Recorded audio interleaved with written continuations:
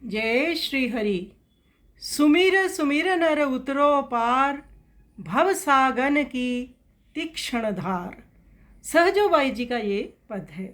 सहजोबाई जी कहती हैं कि यदि इस भवसागर से पार उतरना है तो सुमिरन करके ही इस तीक्ष्ण कठिन भवसागर से सुगमता से पार जाया जा सकता है। धर्म रूपी जहाज का अवलंबन लेकर बड़ी सतर्कता पूर्वक धीरे धीरे मन को नियंत्रण में लाकर हरि की भक्ति कर इस विषम भव सागर से पार हो जाओ। इस भव सागर को पार करने के लिए प्रभु या गुरु ही खवैया है, परंतु पापों से भरा होने पर वह किश्ती डूबने लगती है।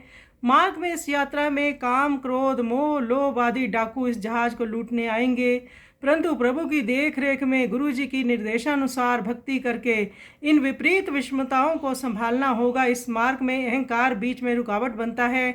आशा तृष्णा इस समुद्र में खतरनाक भंवर की तरह हैं। पांचों इंद्रियां भी इसमें व्यवधान बनती हैं। ऐसे में ज्ञान रूपी आंखों को खोलकर दृढ़ विश्वास से आगे भक्ति में बढ़ो। शुद्ध अंतकरण से गुरु प्रभु की कृपा से जीव इस भवसागर से पार हो जाता है। फिर जन्म मरण विपत्ति का नाश हो जाता है।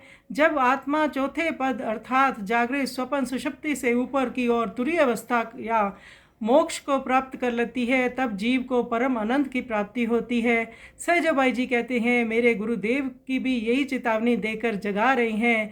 मेरा भी यही मत है कि सुमिर सुमिर नर उतरे पार।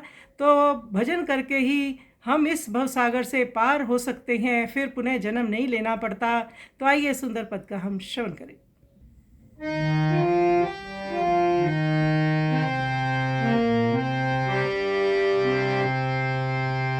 सुमीरा सुमीर नर उतरो पार, भव सागर की तीक्ष्ण धार।